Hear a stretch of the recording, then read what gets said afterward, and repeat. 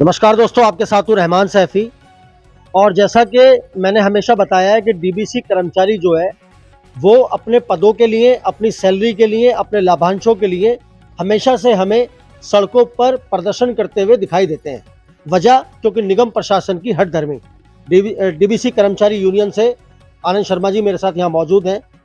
क्योंकि 15 जून की एक प्रदर्शन, एक हड़ताल के बारे में सुनने में आया तो सवाल पूछने आ गया कि जानना चाहता हूँ कि डीबीसी कर्मचारी मैसेज कर रहे हैं कि आखिर मामला क्या है, उनके भविष्य का फैसला निगम किस तरह से कर रहा है। आनंद भाई, आपका बहुत बहुत स्वागत है। सबसे पहले सवाल यही करूंगा, 15 जून की हड़ताल या प्रदर्शन रखने का या करने का क्या क्या मोटिव है उसका? क्योंकि क्या डीबीसी कर्मचारियों की अभी तक निगम में मेयर साहिबा ने अभी तक सुनी नहीं क्या? रहमान भाई, आपका पहले धन्यवाद, आपके चैनल का धन्यवाद कि लगातार कर्मचारियों के विषय को लेकर आप हमेशा उस पर ज्वलंत तरीके से बातचीत करते हैं। लेकिन आपका जो मैं ये कहूँगा कि देखिए, हड़ताल पर कोई कर्मचारी नहीं आना चाहता है, कोई रोड पर नहीं आना चाहता है, क्योंकि हम भी चाहते हैं कि अपने आराम से नौकरी करें और अपने जो जीवन के हमें लाभांश मिलने हैं, जो आपने सही कहा कि वो हमारे कर्मचारियों को निगम द्वारा आदेश होने के बावजूद भी लाभांश नहीं मिल पा रहे हैं। आज मजबूरी है कि कर्मचारी उस वजह से ही रोड पर आने को फिर दोबारा मजबूर है। अब लगातार मैं ये समझिए 5 से 6 बार मैं मेयर साहिबा से भी मिल चुका हूँ। 5 से 6 बार मैं अधिकारी, बड़े अपने प्रशासनिक अधिकारियों से भी मिल चुका हूँ। लेकिन हमें ये तो कह दिया जाता है कि आपका काम चल रहा है, लेकिन हमें कहीं ऑन पेपर कहीं किसी भी तरीके से नज़र नहीं आता है। जबकि प्रशासनिक अधिकारियों में ये भी कहना है कि आपका जो काम अगर चल रहा है तो हमें नज़र तो आए कहीं हद तक। उस ना तो सीनियरिटी का बनना है, ना हमारे फंड जो खातों से लापता हो गए हैं, वो खातों में आ नहीं रहे हैं। हमारी ईएसआई की जो सुविधा जोड़ी गई थी, वहाँ ईएसआई की सुविधा ईस्ट और नॉर्थ में बिल्कुल नहीं है। हमारे कर्मचारी बीमारियों से जूझते हुए भी अपने काम को कर रहे हैं। उनके बच्चे बीमार होकर और अपने आप को भी वो इलाज ना लेने के कारण आज उनकी दुर्दशा ये हो गई है कि वो अपने मौत के कगार तक भी आ गए। हमें बहुत कहते हुए दुःख भी होता है। साथ ही कई ऐसे हैं जो पिछले लगभग 5 से 6 महीने में 16 साथी हमारे रिटायर हो गए। आज इस महीने की 30 तारीख, आज मैं आपसे बात कर रहा हूँ, और कल वो यहाँ पर जो है रिटायरमेंट की कगार पे 4 साथी और हैं। 4 साथी कल रिटायर हो जाएंगे। लेकिन उनके पास में एक बहुत बड़ी एक जो बात होती है, विडंबना है कि पूरे डिपार्टमेंट के अंदर हम देखें कि सभी को एक पत्र के द्वारा सूचित करके अधिकारी भी उसको एक तरीके सम्मानजनक स्थिति से विदा करता है, लेकिन उसके पास विदायगी के लिए भी कुछ नहीं कि आज उसको हमारे ही साथी एक फूलों की माला उसके गले में बेचारे को डालते हैं। आज वो 15-16 हज़ार की जो नौकरी कर रहा था वो भी उसकी ख़त्म हो जाती है। आज उस नौकरी के ख़त्म होने के बाद आज वो घर जाएगा, एक ऐसे मुँह लेकर किस मुँह से जाएगा कि ना तो उसका फंड ही उसको मिला, ना उसको जीवन उन्होंने 28 साल अपने निगम में गुजार दिए, लेकिन उसके पास कोई लाभान्वित जो उसकी राशि है, जो ना तो उसको फंड से ही जुड़ी मिली, जो अधिकारियों ने काटा, लेकिन उसके खाते में नहीं गया, जो उसको मिला कहाँ से, कुछ भी नहीं। और उसमें एक सवाल है आनंद भाई। सेवा विस्तार वाले दिन, जब सेवा विस्तार का आपको मेयर ने मीटिंग की, सेवा विस्तार किया आपका, तो मैंने देखा कि तमाम डीबीसी कर्मचारी बहुत खुश थे, खुशी की लहर थी। अचानक वो खुशी दुख में कैसे परिवर्तित हो रही है, समझ में नहीं आ रहा। देखिए, हमें बहुत आशाएं हैं। हमने एक देखा था कि हम किसी पार्टी विरोधी भी नहीं है, ना हम कोई राजनीतिक लोग हैं। हमने हर मेयर के आगे गुहार लगाई है। हमारे 27-28 साल के कार्यकाल में अब तक करीबन 20 से 22 मेयर बदल चुके होंगे, और हमने हर किसी के आगे अपनी गुहार लगाई है। लेकिन हुआ यही है कि हमारे साथ में अभी तक किसी ने भी कोई उस काम को आगे नहीं बढ़ाया है। या तो हम सोचे कि हमारे काम की तरफ या तो ध्यान ही नहीं दिया जाता है। हम जब भी अपने आप में रोड पर आए हैं तो उस रोड पर आने के बाद ही हमें आदेश दे दिए जाते हैं, मिनट्स बनाकर दे दिए जाते हैं। आज मिनट्स की कॉपी अभी मैंने मेयर साहिबा के और अपने अधिकारियों के हाथ में 12 तो कॉपियां रखी, जब उसमें 12 कॉपियां थी कि उसकी कॉपियां रखी, आदेश की 2 कॉपियां रखी। आदेश हो चुके हैं, लेकिन हमारा कहीं हद तक उस आदेश का 1 साल आपकी परेशानी निगम प्रशासन को समझ में नहीं आ रही, या सुन नहीं रही, या सुनना नहीं चाहते?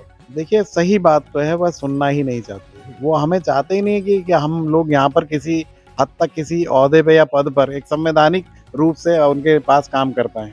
लेकिन वरना 28 साल में आज तक जो बच्चा, अगर हम एक घर में कुत्ता भी पाल लेते हैं, हम इस बात को कहते हैं तो उससे भी प्यार होता है। यहाँ तो 28 साल में इन कर्मचारियों ने अपनी जान देकर, अपने हर तरीके से, अपने न्यौछावर करके, अपने बीमार रहकर भी काम किया, क्योंकि उसे पता है कि मैं आज बीमार होता हूँ तो मेरी तनख्वाह भी कटती है। और अभी तो एक आदेश ऐसा भी अधिकारियों ने निकाला कि 3 दिन अधिकारी अगर कर्मचारी अगर वो रहता है, एब्सेंट रहता है, तो उसको वहाँ से निगम से निकाल दिया जाएगा। एक कॉन्ट्रेक्चुअल का कर्मचारी के लिए तो एक बहुत बड़ी तलवार है ये, कि उसकी गर्दन काटने का काम कर रहे हैं आप, कि उसमें जो वरना यानी उसे बीमार होने का भी हक नहीं है। वो एक बंधुआ मजदूर की तरह, जो पिछली बार भी हमने कहा था कि बंधुआ मजदूर की तरह रखिए, उससे काम कराते रहिए। एक रोबोट मशीन है, उसको कोई बीमार होने का हक नहीं है, ना उसके बच्चे हैं, ना उसके पीछे कोई परिवार है। आपने कहा उसने किसी तरीके से बीमार होने की बात नहीं है, मुझे कुछ बात याद आई। जिस तरह से गर्मी का मौसम है और बरसात का भी मिलावट चल रही है, उसके अंदर कुदरत कुछ अपना निज़ाम बदल रही है। इस टाइम सबसे ज़्यादा मलेरिया, डेंगू, चिकनगुनिया, ये सब मच्छरों की भरमार और इससे जुड़ी बीमारियां। और ऐसे ही समय में तो डीबीसी कर्मचारी अपनी जान को हथेली पर लेकर लोगों के घरों तक जाकर इन बीमारियों का सामना करता है। ऐसे कर्मचारी के साथ इतना बड़ा कुटाराघात नहीं, कुटाराघात है, बिल्कुल है, क्योंकि आज एक कर्मचारी, अगर हम ये कहें कि उस बीमारियों से जिससे आज जिसका इलाज नहीं, डेंगू जैसी बीमारी होती है, अगर हम भी तो उन्हीं के क्षेत्र में जगह जगह घूमकर काम करते हैं, क्या डेंगू हमें नहीं होता है? या हम लोग बीमार नहीं हो सकते हैं? लेकिन इस बीमारी के दौर में भी हमारे पास कोई मेडिकल लीव नहीं है, बल्कि हर कर्मचारी के पास यहाँ मेडिकल सुविधा भी है और इलाज की सुविधा भी है। लेकिन यही एक ऐसा कर्मचारी है पूरे निगम के अंदर, कि हम शर्म आती है हमें कई बार कहते हुए, पूरे निगम के अंदर ना तो संवैधानिक पद, ना इलाज की सुविधा, और ना उसके पास कोई अपने सही रूप से काम करने के लिए कोई भी ऐसे हमें इक्विपमेंट्स दिए गए कि जिससे कि वो ठीक से काम कर पाए। साथ साथ कि अगर हम ये कहें, आप जो कह रहे हैं कि डेंगू, मलेरिया, चिकनगुनिया, अभी हमारे साथी इसी दौर में हाउस टैक्स से भी निकल कर आए।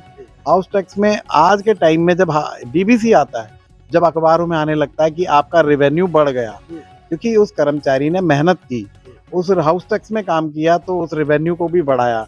उसने डोर टू डोर जाके सब लोगों को उसमें उसकी प्रेरणा दी कि अपना हाउस टैक्स जमा करें, और आज उसका दिखाई भी देता है, खुद अखबार में अधिकारी लिखते हैं कि रेवेन्यू बढ़ गया। तो आज उस चीज़ को देखें तो हमारे उस चीज़ सब बातों को लेकर भी बिल्डिंग डिपार्टमेंट में, टोल टैक्स में कहाँ यूज़ नहीं करता डिपार्टमेंट में, लेकिन उसके बावजूद एक मल्टीटास्किंग स्टाफ के नाम पर सिर्फ एक सिंगल काम करने वाले को तो मल्टीटास्क बना रहा है। लेकिन जो मल्टीटास्किंग वर्क है जो कर रहा है डीबीसी, उसको मल्टीटास्क बनाने के लिए उनकी बिल्कुल पहल नहीं हुई, और इसी बात का हमें रोष भी है। और इसीलिए हमने अल्टीमेटम भी दिया है कि 15 जून तक अगर ये काम नहीं किया जाता है, 15 जून तक हमने मैडम को भी लेटर दिया है, प्रशासन को भी दिया है, अगर 15 जून तक ये काम नहीं होता है तो हम अनिश्चितकालीन हड़ताल पर पूरे 3000 साथी, पूरी दिल्ली नगर निगम के हर साथी, डोर टू डोर जो जाने वाला साथी, इस बीमारी को बचाने वाला साथी, अपने हक के लिए सिविक सेंटर को घेराव करेगा। तो ये कहीं ना कहीं बड़ी देखने, समझने और बहुत ही विडंबना की बात है कि एक कर्मचारी जो समाज को ऐसी ऐसी बीमारियों से बचा रहा है, और सब किसी समाज के व्यक्ति पर वो बीमारी ना आए, वो खुद उसका जाकर सामना कर रहा है, उसकी व्याख्या मैं नहीं कर पा रहा। और आनंद भाई की बात जो आपने सुनी है 100% सच है। कर्मचारी बहुत मेहनत से काम करता है, ईमानदारी से काम करता है, उसके एवज जब उसको सैलरी ना मिले, लाभांश ना मिले, उसको प्रोटेक्शन ना मिले उन सारी बीमारियों से लड़ने की, तो कहीं ना कहीं दिल दुखता है, और कर्मचारी के भाई एकाएक रास्ता रह जाता है अपनी आवाज़ उठाने का, ये प्रदर्शन, धरने और हड़ताल। तो दोस्तों, इसी बात को आगे बढ़ाते हुए आपसे दोबारा मुलाकात होगी। जब तक के लिए जय हिंद, जय भारत, जय संविधान।